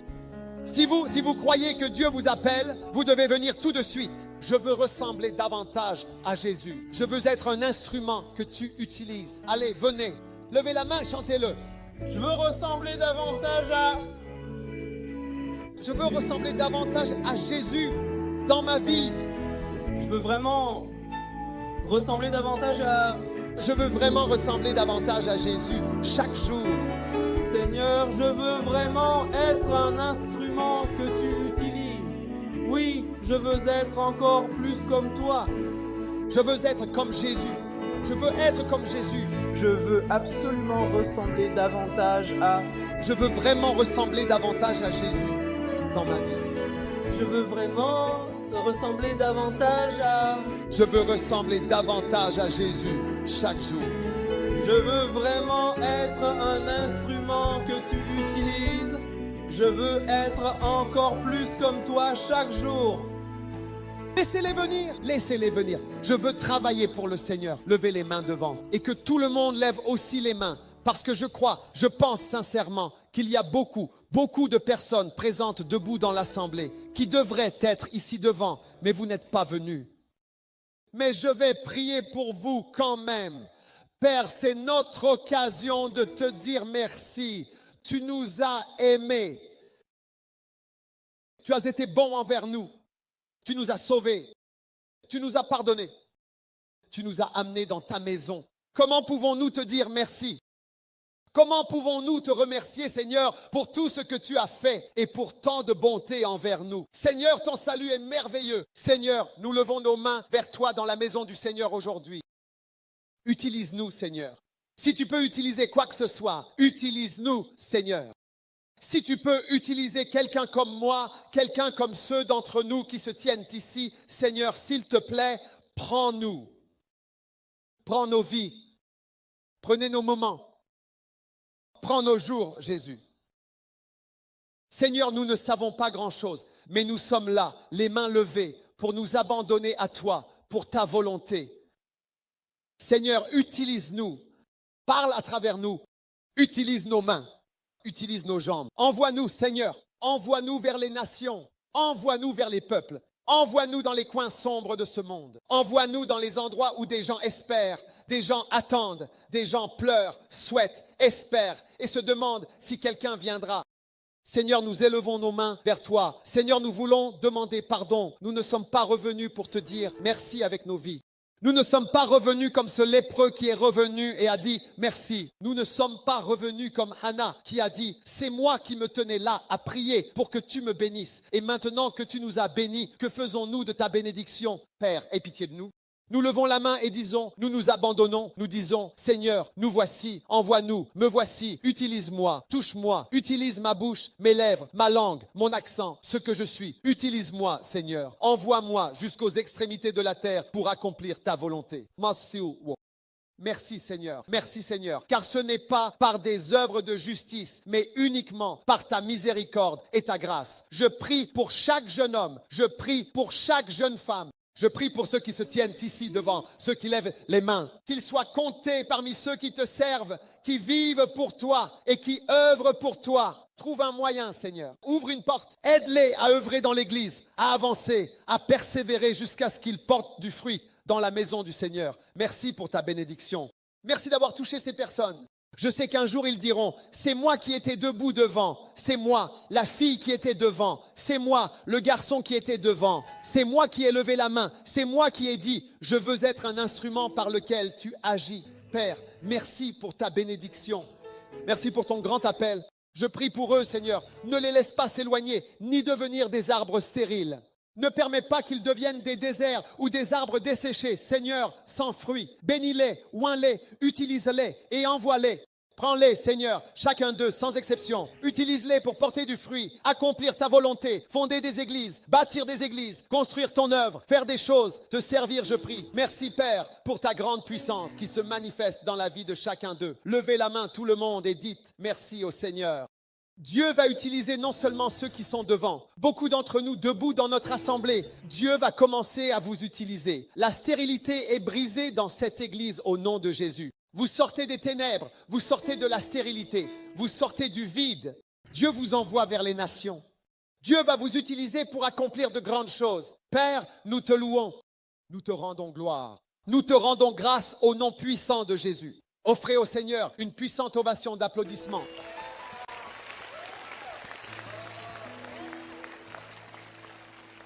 Maintenant, je veux vous dire, c'est votre église, c'est votre pasteur. Quoi qu'il vous dise, faites-le. C'est la bonne chose à faire. Soyez dans l'église, portez du fruit, soyez obéissants et élevez-vous. Travaillez et portez du fruit. Et Dieu va vous utiliser puissamment. Nous, en tant que pasteurs, nous avons un problème. Nous n'avons pas de personnes qui se portent volontaires pour travailler. Ce sont toujours les mêmes personnes qui font tout. Nous voulons que plus de personnes travaillent. Combien sont prêts à travailler? Combien sont prêts à faire quelque chose de bien à la COP, ici même, au sein de la maison du Seigneur? Que Dieu vous bénisse. Que Dieu vous bénisse. Vous pouvez retourner à vos places. Wow! Combien sont heureux qu'il y ait plus d'ouvriers dans la maison du Seigneur? La moisson est abondante, mais les ouvriers sont peu nombreux. Levez-vous. Je n'ai pas terminé. Ne soyez pas fatigués. Moi, je suis debout. Je vais vous laisser commencer. Vous voulez retourner à votre travail de réchauffer les bancs. Fermez les yeux un instant, s'il vous plaît. Nous allons bientôt terminer. Si vous êtes ici ce matin, cet après-midi, et que vous n'êtes pas né de nouveau, quand je dis né de nouveau, vous n'êtes pas né de nouveau. Chrétien, par exemple, si vous mouriez aujourd'hui, si vous mouriez demain, vous ne savez pas si vous irez au paradis ou en enfer. Que toutes les têtes s'inclinent, s'il vous plaît. Que tous les yeux se ferment. Gardez les yeux fermés juste un instant, s'il vous plaît. Vous êtes ici. Je ne sais pas qui vous êtes. Quelqu'un vous a invité. Quelqu'un vous a amené. Mais au fond de vous, vous savez que vous ne connaissez pas Dieu. La Bible dit que sert-il à un homme de gagner le monde entier s'il perd son âme, alors que toutes les têtes sont inclinées et que tous les yeux sont fermés. Si vous êtes ici et que vous voulez dire, pasteur, s'il vous plaît, priez avec moi. Je veux donner ma vie à Jésus. Je ne suis pas sûr que mon nom soit écrit dans le livre de vie. Je ne comprends même pas ce que cela signifie de naître de nouveau. Mais aujourd'hui, je veux donner ma vie à Dieu et je veux servir Dieu. Maintenant, je veux que mes péchés soient effacés. Je veux devenir une nouvelle personne. Si vous êtes ici aujourd'hui et que vous voulez donner votre vie à Jésus, alors levez simplement la main là où vous vous tenez et je vais prier avec vous. Quelle bénédiction. Levez-la bien haut. Que Dieu vous bénisse. Je veux donner ma vie à Jésus. Je vois tant de mains levées. Levez-la. Ne pensez à personne d'autre. Ne pensez à rien. Ou bien, est-ce que quelqu'un d'autre a levé la main? Y a-t-il quelqu'un d'autre? Non. Pense seulement à toi-même. Quand tu meurs seul. Tu te tiens seul devant Dieu. Si tu veux Jésus dans ta vie, si tu veux faire demi-tour aujourd'hui et suivre Jésus, venir à la croix et changer, alors ta main doit être levée rapidement. Que Dieu te bénisse. Que Dieu te bénisse. Que Dieu te bénisse. Que Dieu te bénisse, que Dieu te bénisse, que Dieu te bénisse. Si tu as levé la main, viens avec la main levée. Viens vers moi ici, à l'avant. Venez d'en haut. Viens du fond. Viens du côté. Venez de partout. Venez à l'avant. Je veux prier avec vous. Venez à Jésus maintenant. Venez, n'attendez pas. Ne laissez pas le diable vous retenir. Allez, venez. Venez d'en haut. Venez d'où que vous soyez. Venez tout devant. J'ai besoin de Jésus cet après-midi. Je veux donner ma vie à Dieu.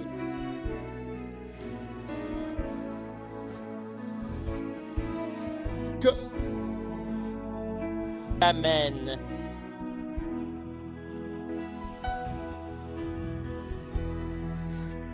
Allez, venez. Venez du fond. Venez d'en haut. Je veux donner ma vie à Jésus. Ce dimanche après-midi, quelle bénédiction. Quelle opportunité. Venez à Dieu. Venez à la croix. Venez à Jésus. Dieu vous aime. Dieu veut vous sauver et changer votre vie. Allez, venez. Que Dieu vous bénisse. Laisse-le agir. Laisse-le faire comme il veut, c'est tout. Venez à Jésus.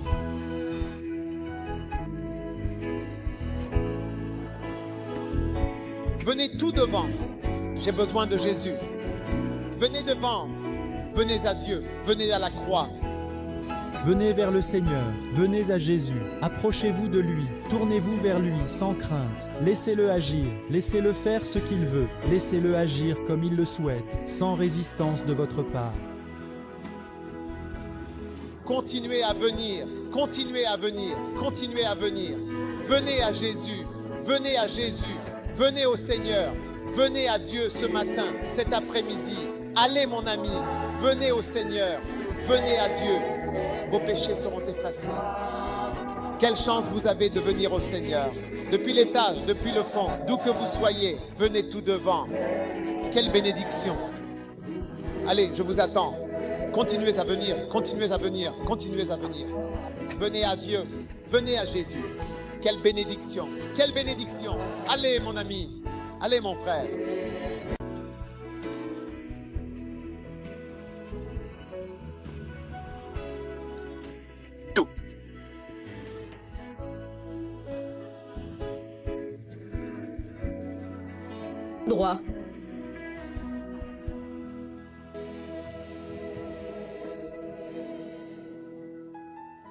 poussez-vous de ce côté. S'il vous plaît, poussez-vous de ce côté. Vous pouvez? Pouvez-vous aller par ici? Il n'y a pas de place. Laissez-les entrer. Venez plus près, s'il vous plaît. Venez plus près. Avancez juste d'un pas. Oui, juste un pas en avant. Merci pour créer un peu d'espace. Levez les mains et prions maintenant. Nous tous devant et tout le monde aussi, levez la main. Chaque fois que nous prions pour le salut, priez simplement encore. On ne sait jamais. Peut-être que vous confirmez votre salut. Peut-être que vous n'êtes même pas sauvé et vous le serez. Donc c'est une bonne occasion. Je donne toujours ma vie à Christ, presque tous les jours. Levez la main, priez, dis Jésus. Oui. Merci aujourd'hui. Je suis tellement heureux pour cette opportunité de venir à toi, Seigneur Jésus. S'il te plaît, pardonne-moi pour mes péchés. Je suis un pécheur. Je suis un pécheur impur. Je suis tellement désolé pour tous mes péchés. S'il te plaît, aie pitié de moi et lave mes péchés, tous mes péchés, toute ma méchanceté. S'il te plaît, pardonne-moi. S'il te plaît, lave-moi. S'il te plaît, purifie-moi. Par ton sang, levez les mains et dites « Merci Jésus de m'avoir lavé, de m'avoir reçu. Viens dans mon cœur. Seigneur Jésus, fais de moi une nouvelle personne. Je te donne mon cœur. Seigneur Jésus, je te donne ma vie. Seigneur Jésus, s'il te plaît, écris mon nom. S'il te plaît, écris mon nom dans le livre de vie. Aujourd'hui, j'appartiens à Dieu. Je donne mon cœur à Jésus et je servirai Jésus-Christ. Faites un signe de la main et dites « Merci Jésus. Merci Jésus. Merci Jésus de m'avoir sauvé. » Aujourd'hui, dis « Je t'aime Jésus. Je t'aime, Jésus. Je te reçois Jésus. Je crois en toi Jésus. Je te suivrai Jésus. Merci Seigneur, tu me sauves aujourd'hui. » Alléluia. Alléluia. Maintenant, répétez après moi. Satan. Dis Satan. Écoute bien. À partir d'aujourd'hui, je ne te suivrai plus jamais. Satan, à partir d'aujourd'hui, je te réprimande au nom de Jésus. Je te refuse au nom de Jésus. J'appartiens à Jésus. J'appartiens à Dieu. Je servirai Dieu. J'aime Jésus. Merci Seigneur de m'avoir sauvé aujourd'hui. Au nom de Jésus. Au nom de Jésus. Amen.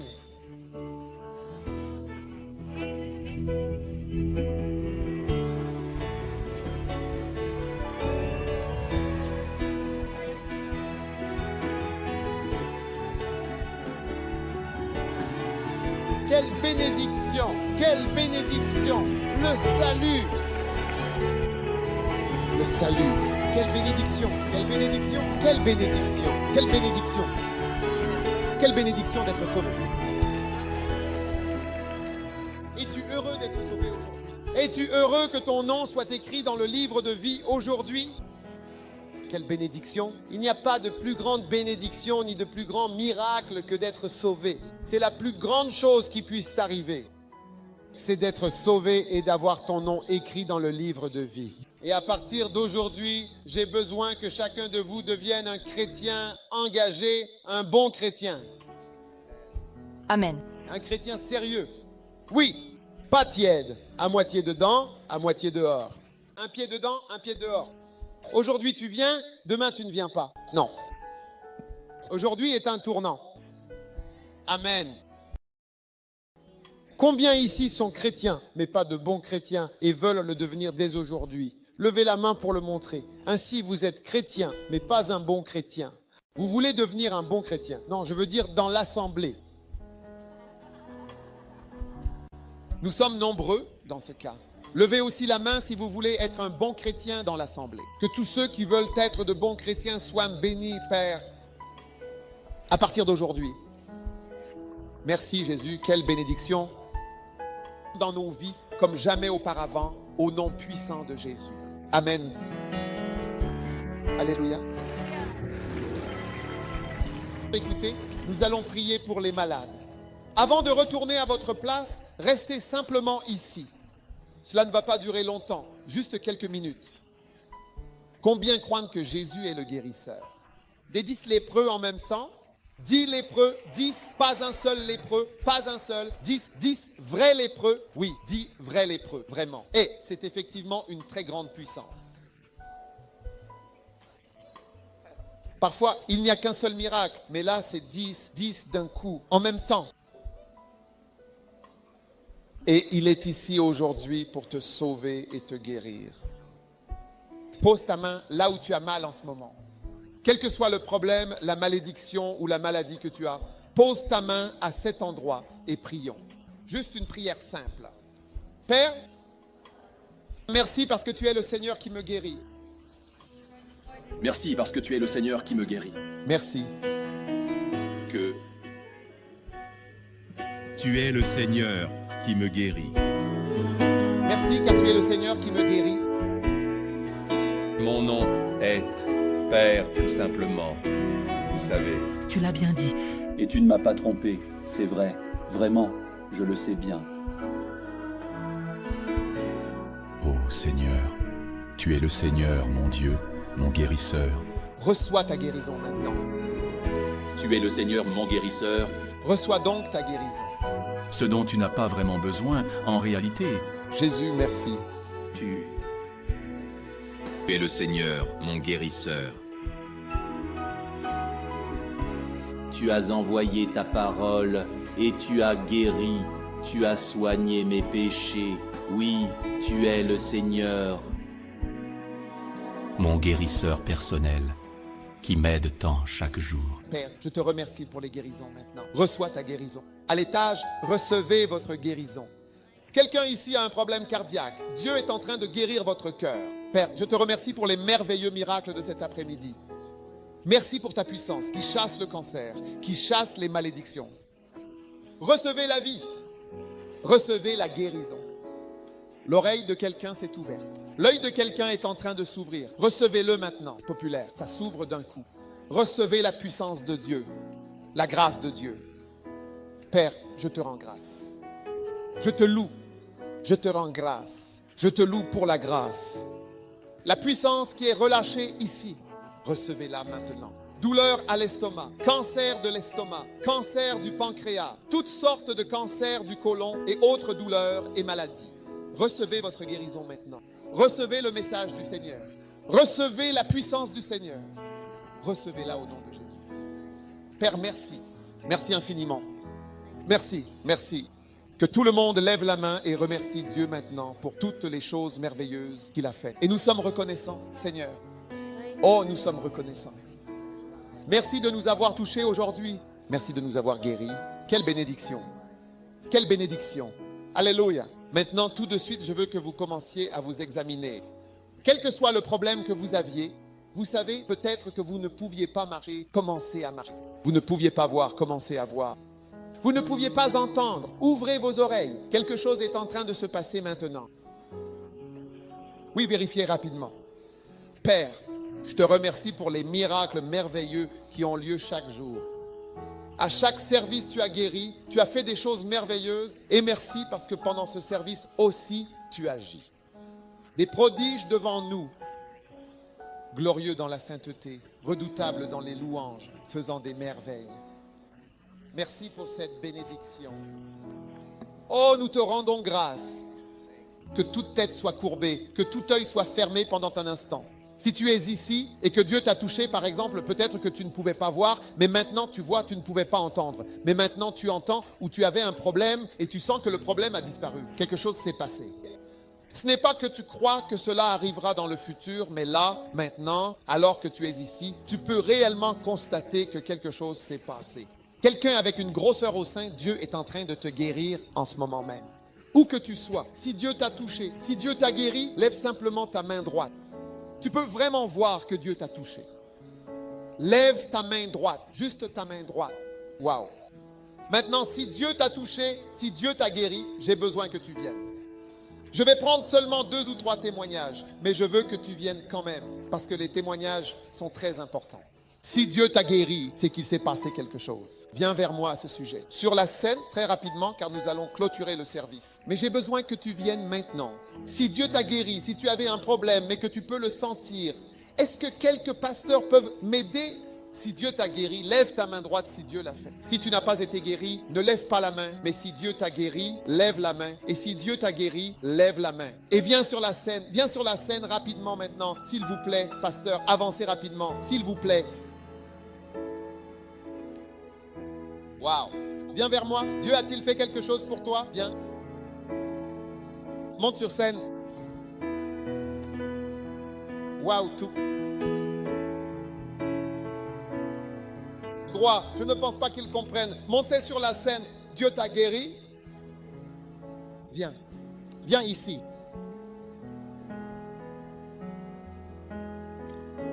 Quelle bénédiction. Cette dame vient vers moi, ma chère. Peut-elle marcher? Qu'est-ce qui t'est arrivé? Excusez-moi.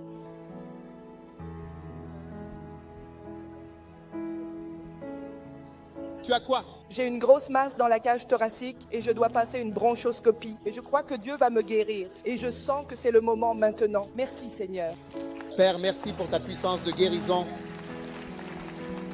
Elle avait une grosse masse dans son poumon, dans la cage thoracique. Et je crois que Dieu est en train de guérir. Laisse-moi juste prier pour toi. Père, merci pour la guérison. Au nom puissant de Jésus. Amen. Si Dieu a fait quelque chose rapidement. Y a-t-il quelqu'un ici que Dieu a touché aujourd'hui?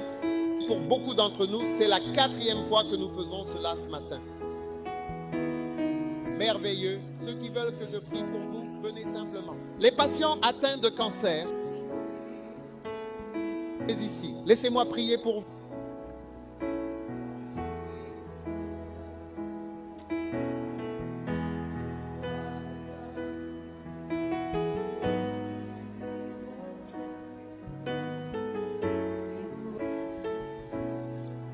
Venez, laissez-moi. Seigneur, je t'en prie, envoie ta parole et guéris ma maladie. Les huissiers, si vous pouvez aider ceux qui ont le cancer, répondez s'il vous plaît. Il y a.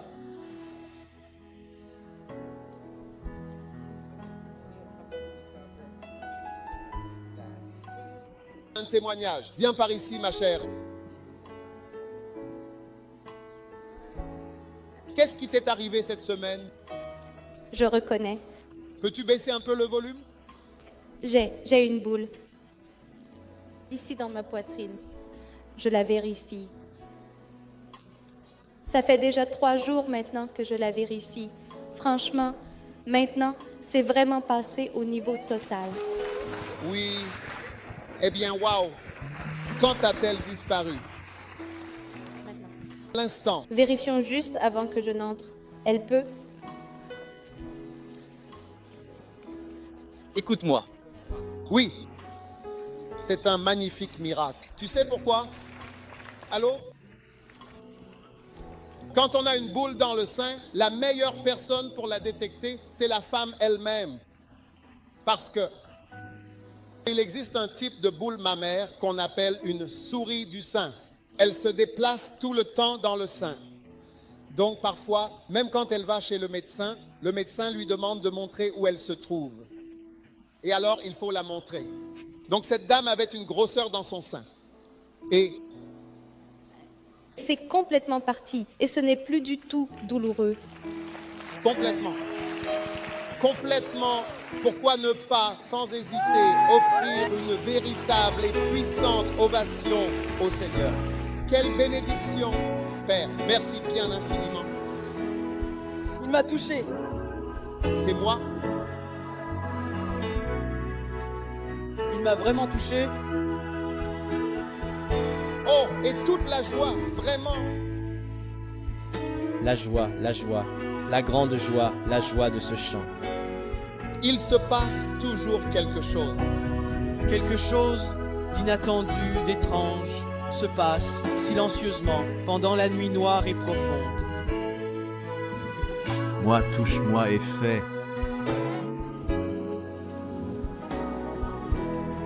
Que je parle. Écoutez, y a-t-il quelqu'un ici qui a un problème au sein? Posez votre main sur votre sein. Posez votre main sur votre sein. J'allais vous demander de venir, mais je pense que vous êtes assez nombreuses. Posez votre main. Père, je te remercie pour la guérison de toutes les autres affections du sein en ce moment même. Que chaque femme pose la main sur son sein. Je prie pour vous. Père, je réprimande et je refuse tout futur cancer, tumeur ou grosseur dans n'importe quel sein ici aujourd'hui. Nous le bloquons. Nous bloquons l'esprit de mort, la peur. Au nom de Jésus, recevez la protection contre le cancer du sein, les tumeurs du sein, les grosseurs du sein, tout diagnostic maléfique. Nous l'avons acquis au nom de Jésus-Christ. Merci pour ta puissante protection et guérison au nom de Jésus. Toutes les femmes, levez la main et remerciez simplement le Seigneur. Il vous délivre de toutes sortes de grosseurs et de maladies de votre sein. Qu'est-ce qui t'est arrivé, ma chère? Je remercie Dieu de me donner cela en ce moment. Avant, je ne pouvais pas fermer et ouvrir mes doigts. Mais maintenant, je peux les fermer et les ouvrir ici. Et je loue Dieu en dansant avec lui. Elle ne pouvait pas ouvrir ses doigts. C'est de l'arthrite, je te le dis. Waouh! Vous ne pourrez pas le savoir. Il faut prendre des stéroïdes pour quelqu'un. Au réveil, les doigts sont immobiles. Ils ne peuvent pas bouger. Et maintenant, elle ne peut plus faire ça. Allez, lève ta main. Voyons voir. Fais-le, fais-le, fais-le. Waouh, waouh, waouh, waouh, waouh, waouh, waouh, waouh, waouh, waouh, waouh.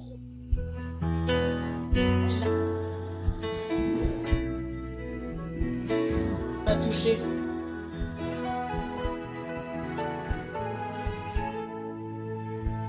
Le travail, quelque chose s'est passé, quelque chose est en train de se passer. Merci Seigneur, il m'a touché.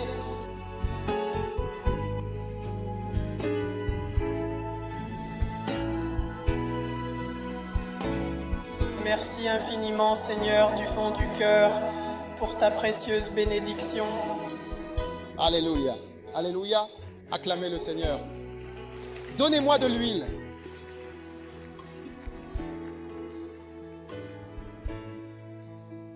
Si Dieu t'a touché, que tu as un témoignage, assure-toi de venir. Écoutez, la lèpre, c'est comme ça aujourd'hui. Ce sont des incurables. Et Jésus en a guéri 10. 10 en une seule fois. Juste un mot, allez. Et c'était fait. 10 lépreux ont été guéris. Ça, c'est la puissance. C'est ça la puissance. Tendez la main vers ces personnes. C'est un service de guérison. Ne vous pressez pas de rentrer. Nous guérissons et prions. Un jour, tu auras besoin d'un miracle. Père, merci infiniment. Merci infiniment. Merci infiniment. Merci infiniment. Tu as dit que nous devions les oindre. Prie pour eux. Mon Dieu. Mon Dieu. Mon Dieu. Que la malédiction soit brisée. Que la miséricorde leur soit accordée. Montre ta miséricorde, je t'en prie. Montre ta miséricorde, je t'en prie. Mon Dieu. Merci Jésus. Merci Jésus. Merci Jésus. Fais miséricorde Seigneur. Merci pour la guérison. Il m'a touché. Ah, mon Dieu, mon Dieu, mon Dieu. Quelque chose est en train de se passer. Quelque chose se passe. Quelque chose. Jésus. Jésus. Jésus. Aie pitié. Montre ta bonté, Seigneur. Montre ta miséricorde, Seigneur. S'il te plaît. Merci, Seigneur. Merci, Seigneur. Merci pour ta puissance. Merci pour la vie. Reçois la vie. Reçois la vie. Reçois la vie. Reçois la vie. Reçois la vie. Reçois la vie. Reçois la vie. Reçois la vie. Au nom de Jésus. Es-tu enceinte? Il y a un cancer. Satan, ton pouvoir est brisé. Au nom de Jésus. Quelque chose. mon Dieu Jésus. Je réprimande, oui, je réprimande avec force et conviction. Je réprimande ce qui ne doit. Leucémie. Cancer, méchanceté, méchanceté, je lis ton pouvoir. Méchanceté, je te lis au nom de Jésus. Que les bénédictions du Seigneur se manifestent. Que la bonté du Seigneur se manifeste. Reçois la puissance et la miséricorde de Dieu. Au nom de Jésus. La douce et profonde joie sincère qui aime mon âme.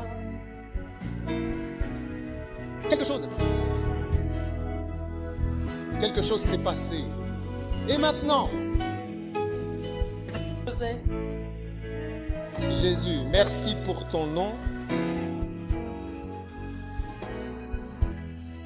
Et Jésus, touche-moi. Jésus. Vous pouvez tous retourner à vos places, tout le monde. Touche-moi. Qu'est-il avec cette dame ici? J'ai déjà prié pour elle. Il n'y a rien de mal à prier. Et à nouveau, leucémie.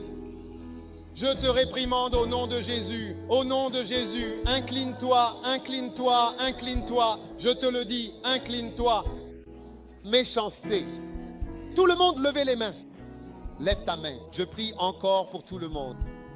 Recevez la bénédiction du Seigneur. En rentrant chez vous, tout ce qui vous tourmentait dans la maison se soumettra à vous au nom de Jésus. Toute malédiction qui vous attend se soumettra à vous lorsque vous rentrerez chez vous. Dites Amen au nom de Jésus.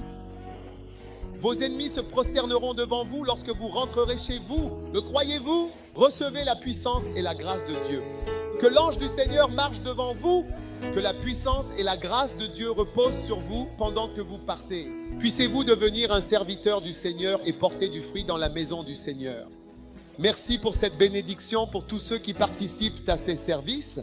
Merci pour les nombreux témoignages à venir dans les semaines prochaines de ta gloire, de tes miséricordes et de ta bonté.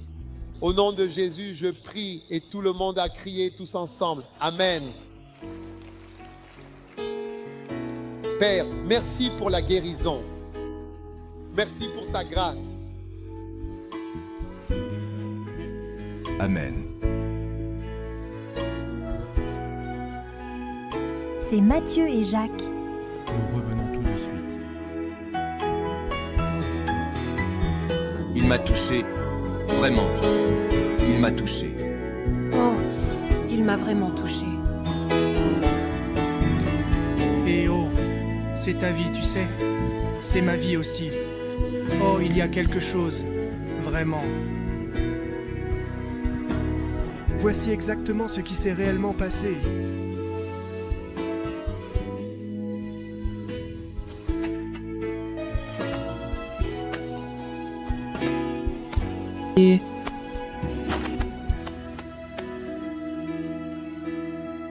Maintenant, vous avez entendu des témoignages tout ce week-end.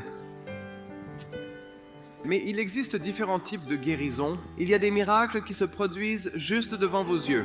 Et puis, il y a ce que la Bible appelle « vous imposerez les mains aux malades ». Et les malades seront guéris. Que tout le monde dise « guéri ». En d'autres termes, la guérison commence. Maintenant, si vous êtes là aujourd'hui et que vous dites « Pasteur Sommeral, que se passe-t-il » Quelque chose a commencé dans votre vie. Certains d'entre vous, demain, en vous réveillant, vous allez réaliser « Attendez une minute, je n'ai plus mal ». Certains d'entre vous qui avez des problèmes de reins, s'il vous plaît, je ne veux pas paraître indélicat, mais demain matin, vous allez vous lever, aller uriner et penser « Waouh, ça fait du bien ». Et les reins fonctionnent. Certains d'entre vous, dans les prochaines semaines, vous allez voir les grosseurs et les goitres diminuer. Le cou va simplement dégonfler. Vous allez voir Dieu agir, apporter la vie dans votre corps. Alors, s'il vous plaît, ne dites jamais simplement « Eh bien, il ne s'est rien passé ». Vous ne savez pas qu'il ne s'est rien passé. Quand Jésus a maudit le figuier, on ne voyait rien à ce moment-là. C'est arrivé plus tard. Dites tous, c'est arrivé plus tard. Il lui a retiré la vie. Quand ils sont revenus, ils ont dit « Waouh, cet arbre est mort, n'est-ce pas ?» Mais il est mort le jour où il a été privé de sa vie. Il y a eu des tumeurs qui sont mortes dans votre corps aujourd'hui. Il y a eu des tumeurs qui sont mortes dans vos corps vendredi soir, samedi soir. Elles sont mortes à la racine. Et maintenant, vous allez les voir simplement disparaître, je le crois. Comment fais-tu? Tes bien, tu es mon héros. Je crois vraiment que tu es mon héros. Je crois, oui, je crois sincèrement.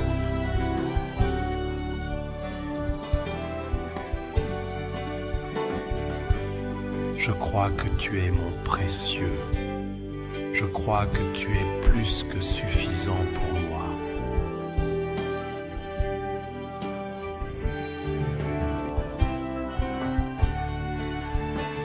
C'est une âme qui avance, portée par un rythme constant. Une âme qui suit le mouvement sur un rythme régulier, sans jamais.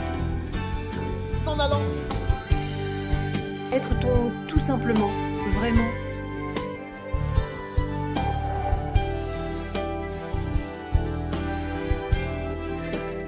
Un garde du corps est une personne qui protège physiquement une autre personne.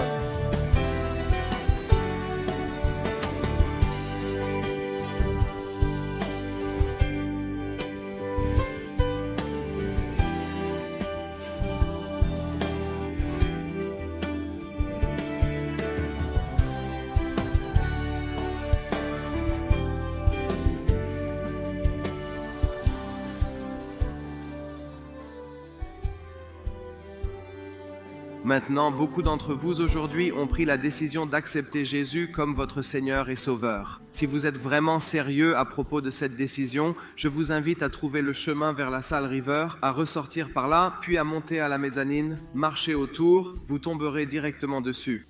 Tout le monde dit la salle River. Vous pouvez sortir par n'importe quelle porte, monter au 2e étage, faire le tour. C'est juste en dessous de cette partie du balcon là-bas. Donc si vous êtes vraiment sérieux à propos de suivre Dieu, je veux que vous y alliez dans 1 minute, quand nous allons vous libérer. Vous les jeunes, vous êtes venus ici devant en disant « Dieu a mis sa main sur ma vie. Dieu m'a appelé. » Vous devez poursuivre cet appel. Vous devez quoi? Répétez-le. Vous savez que Dieu vous a appelé. Vous devez vous engager immédiatement, parler à votre pasteur de secteur, pasteur de district, pasteur de campus. Ils peuvent commencer à vous expliquer comment répondre à l'appel. Quand Dieu vous tend la main et dit « Viens, suis-moi, je ferai de toi un pêcheur d'hommes », comment? Nous allons vous l'apprendre. Que Dieu vous bénisse, Jésus. Je crois profondément que tu es véritablement mon guérisseur. Je crois sincèrement du fond du cœur.